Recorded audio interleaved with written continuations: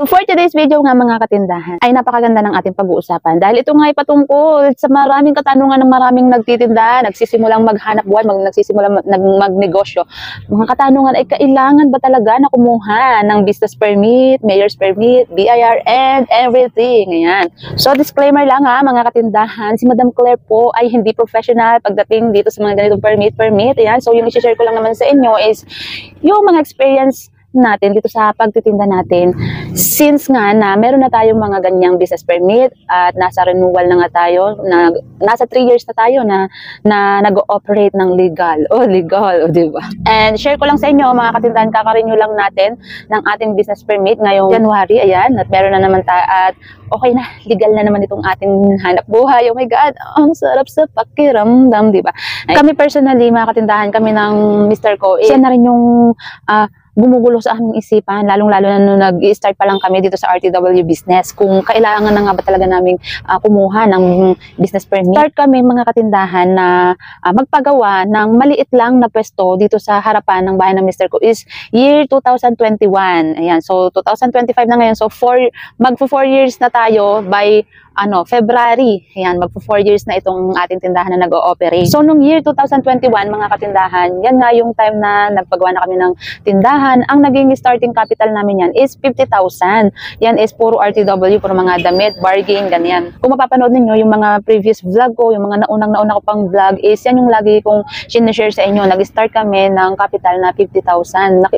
Yan, kita ninyo mga katindahan kung gaano lang kaliit muna yung ating tindahan na sinimulan, na pinatayo. So, ang una namin ginawa mga katindahan is pumunta kami sa barangay at kumuha kami ng sedula at barangay business clearance. Ayan. So ano ba itong barangay business clearance? Here in the Philippines, a business clearance specifically refers to a document issued by your local barangay, the smallest unit of local government. It signifies that you, as a business owner, have met specific requirements and have the necessary approvals to operate legally, and that you are a resident of the barangay and a person of good moral character.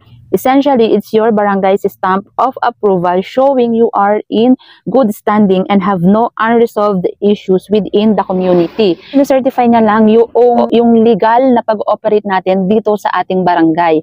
Yan. Pero hindi ibig sabihin niyan, mga katindahan, na porket meron tayong barangay business clearance is meron na tayong business permit. Naku, iba ang business permit, mga katindahan. Malawak na proseso ang pagkuha ng business permit. Pero dahil nga yung topic natin mga katindahan is nag-i-start pa lang naman tayo, kaya doon sa experience namin way back nga 2021 is diyan muna yung una naming ipinrases mga katindahan. Since nag-i-start pa lang naman tayo, titignan pa natin yung flow ng ating negosyo na ating sinimulan, kung talagang papatok ba siya, kung kaya ba natin i-sustain yung ating negosyo na sinimulan, kung kaya ba natin siyang mas palawakin pa, kung may kita ba, di ba? Dahil hindi naman lahat na nagsisimula ng negosyo is kumikita. Kumbaga nandun pa tayo sa part ng trial and error mga katindahan. Kaya kami bilang nagsisimula pa lang that time is yan muna yung kinuha namin. So ano ba yung advantage at disadvantage ng merong barangay business clearance, di ba? So siguro naman, syempre alam naman natin yung advantage na kapag meron tayong barangay business clearance is kahit papaano may pinanghahawakan tayo na sumusunod tayo doon sa protocol ng ating barangay na syempre nag-operate ka, dapat meron tayong legal din na document galing sa barangay, di ba? So hindi natin pwedeng i-bypass ang barangay dahil even kukuha tayo ng business permit, sa barangay talaga yung first process ng pagkuha. Kung tayo ba ay walang naging kaso diyan sa ating barangay, tayo ba ay maayos na mamamayan ng ating barangay, di ba? Yan. So ang disadvantage nito mga katindahan, kapag wala tayong ni barangay business clearance is syempre marami ang sisita sa atin, may sisita at may sisita. At ang isa pa diyang worst mga katindahan is kapag merong halimbawa taga-munisipyo na umikot, nag-tax map, di ba? Isa yan sa mga katakot na pangyayari sa mga nagnenegosyo, yung ma-tax map tayo, di ba? Dahil bakit? Siyempre, bilang tayo yung mga maliliit lang naman na manininda, naghahanap buhay, di ba?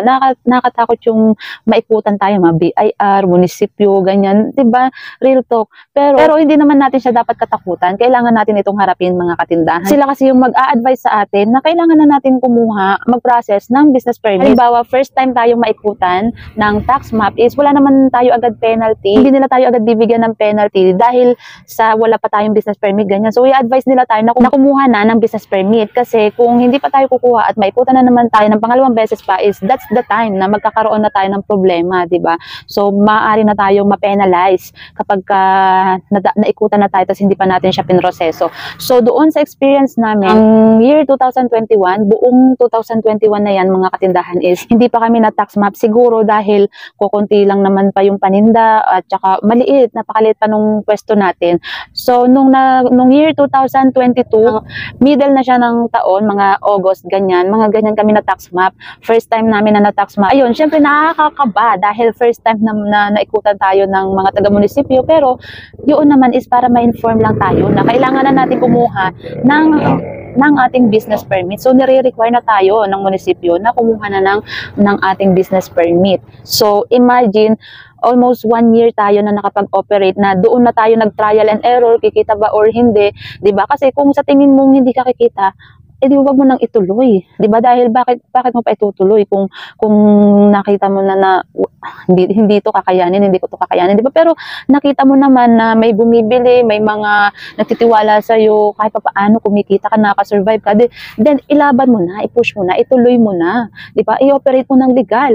Nakakatuwa kaya mga katindahan, ang sarap sa pakiramdam kapag meron tayong nakapaskil diyan na business permit, legal tayong nag-ooperate, 'di ba?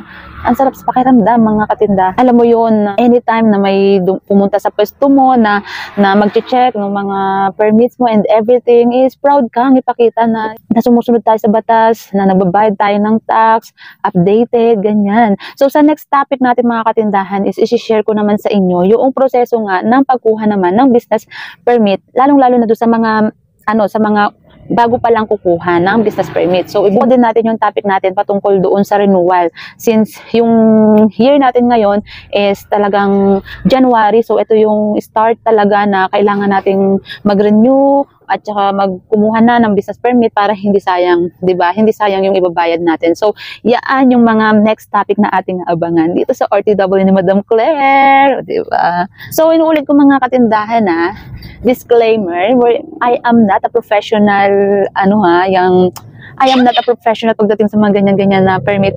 So kung may mga katanungan kayo, hindi talaga lahat yan ay masasagot ng inyong lingkod dahil kahit ako man ay pawang marami ring katanungan sa aking isipan ng mga patungkol sa mga permit na yan. Mabigat siya, pero 'di ba? Kailangan natin itong harapin, kailangan natin siyang pasukin. Wag natin siyang katakutan, 'di ba? Dahil lahat naman ng problema ay nasusolusyonan. Lahat ng mga bagay-bagay nalalagpasan basta tiwala lang sa sarili. Oh my God, 'di ba? Ayan. So, yan mga katindahan, dito na lang muna itong ating video at hintayin niyo yung mga next topic natin dahil nakakatuwa yan, 'di ba? So, hanggang dito na lang muna mga katindahan itong ating video. Maraming salamat sa inyong palaging panonood and happy selling! It's DJ.